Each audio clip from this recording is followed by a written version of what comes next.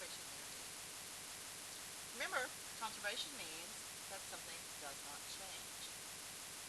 So conservation of energy means the energy at any 2 points of your um, situation do not change. So say I have a roller coaster, okay, and say it's got some initial velocity up here, and it's at some height here, and say down here, let's make it go through a hump or two, it's at some other velocity, v2, and some height, h2. Remember, potential energy can be negative. Then the kinetic energy at point 1 plus the potential energy at point 1 has to equal the kinetic energy at any other point plus the potential energy at any other point. A lot of times you'll see us write it as 1 half m v1 squared plus m g h1 has to equal 1 half m v2 squared plus m g h2. Now I want you to notice something. You see there's a mass in each and every one of these terms. Kind of cool because it turns out the velocity and heights turn out not mattering on what the mass is because the mass is always going to cancel. Let's try a couple problems. Suppose I have a bike rider approaching a hill with a speed of 8.5 meters per second and the total mass is 85. What's kinetic energy at the top of the first hill? Well, kinetic energy is equal to 1 half mv squared. So the kinetic energy, I don't have room to write everything, is 1 half mass velocity squared. So it's 1 half the mass, which is 85 kilograms, times the velocity squared, which is 8.5 meters per second squared, or 3,070.6 joules. The rider coasts to the top of the hill. What's his kinetic energy at the top? Well, we assume he stops, so his velocity is 0, in which case his kinetic energy is 1 half mv squared. And since velocity is 0, this is 0. Now, how much work does a rider do? Well, the rider's actually not doing much of anything, is he? Alright, his work is equal to his change in kinetic energy, which is his kinetic energy final, which is 0, minus his initial, which is 37.6 joules. So it's negative 3,070.6 joules. Assuming no friction, at what point does it come to a stop? Well, down here it's all kinetic energy, at the top it's all potential. So 1 half mv squared is equal to mgh. Masses cancel. So the height is going to be v squared divided by 2g,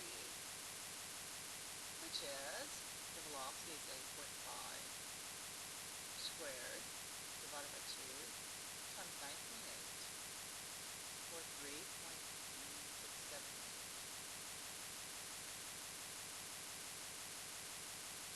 Now, starting from rest, a child slides down a frictionless slide, a height of 3 meters. What's the speed at the bottom?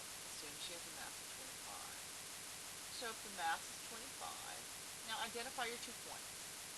Point 1, POI, and T. Okay, this is at the top.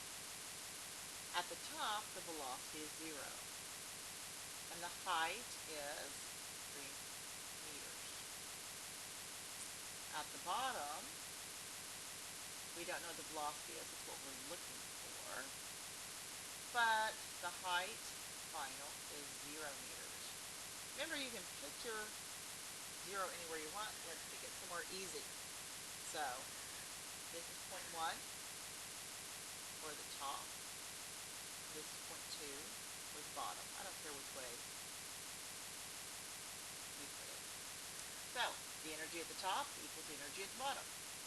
1 half m v at the top squared plus m to equal 1 half mv at the bottom squared plus mg h at the bottom. So mark out what is 0. Kinetic energy at the top is 0. Potential energy at the bottom is 0. My masses are going to cancel.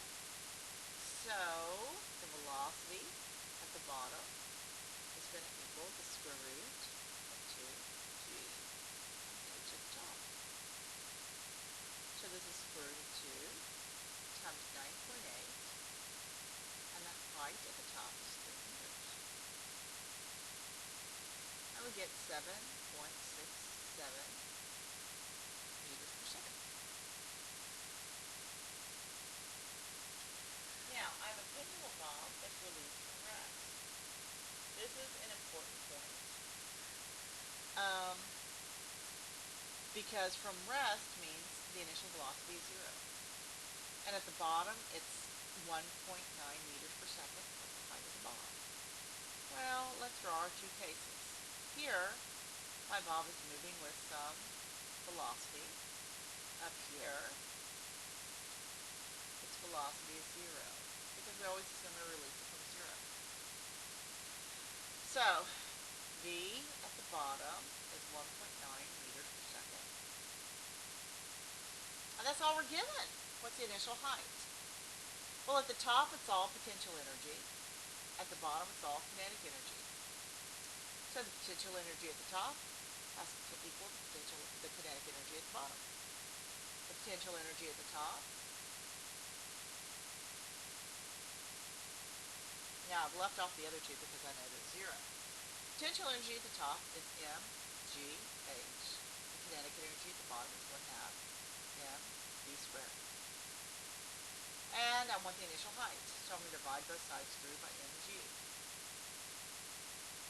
So the height is going to be, let's see, masses cancel, v squared over 2g. So the velocity is 1.9 meters per second squared divided by 2 times 9.8, or 0.184 meters. That's this height right there. Energy gives you very easy answers to some very complicated problems. Now, suppose a boy is holding a 15-kilogram box on a cliff that is 45 meters off the ground. Let's go. Gravity pulls it to the ground. So what's the potential energy in the box before it's dropped? Let's see. Potential energy is mgh. I don't have room to write on my given, so I won't. So this is 15 kilograms. Gravity is 9.8 meters per second squared. And the height is 45 meters. Now, putting this in your calculator, 15 times 9.8 times 45 is 6,615 joules. What's the kinetic energy of the box at that point?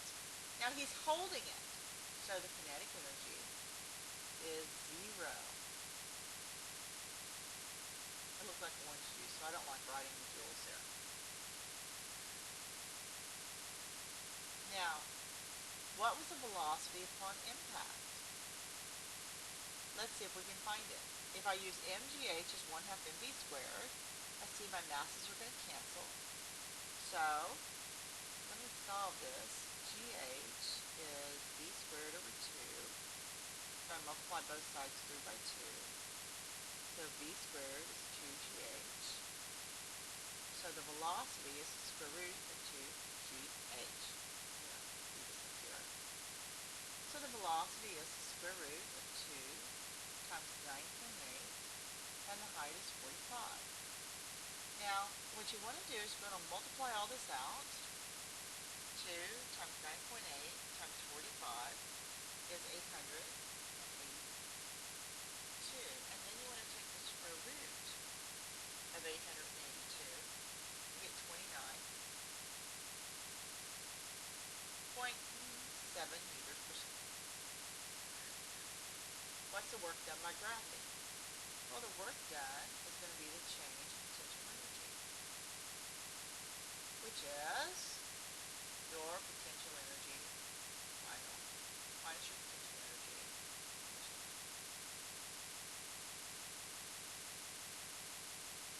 Let's see. My final potential energy is going to be 0. This is going to be minus mgh. Well, this isn't making a whole lot of sense because the final potential energy should be larger, should be 0. The work done by gravity should be positive. Let me start this one over because I messed this one up. Imagine that a teacher making a mistake. Happens all the time. Okay. The work done is force through the distance. The force is mgh, is mg, and the distance is height. Now work is going to do, gravity is going to do positive work because Fg, the force, is in the same direction as the displacement. So this is going to be the mass, which is 15 kilograms, G, which is 9.8 meters per second squared, and how far does it fall? 45 meters. So 15 times 9.8 times 45 gives me 6,615 joules. What force does it hit the ground with? Well, force equals ma. Alright, the mass of the object is 15 kilograms. And what acceleration is it going through but gravity, which is 9.8 meters per second squared. It's going to hit with the weight. So 15 times 9.8 gives you 147 newtons.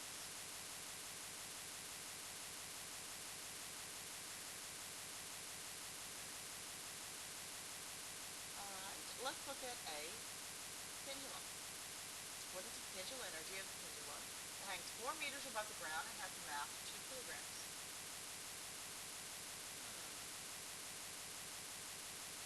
Well, potential energy is mgh. So it's 2 kilograms times 9.8, and it's 4 meters. So 2 times 9.8 times 4 gives me 28.4 joules. If the pendulum starts to move, and at the bottom of the swing it's going 5 meters per second, what's its kinetic energy? Well, I need the, let's see, kinetic energy is mv squared, 1/2, whoops, forgot my half. So it's 1/2, mass is 2 kilograms, and the speed is 5 meters per second squared. So this has a kinetic energy of 25 joules. At the bottom of the swing, the pendulum hits a brick, and the brick moves 3 meters. What force did the pendulum hit the brick? Oh goodness, I had a distance of 3 meters. Now I'm going to assume the pendulum stops moving.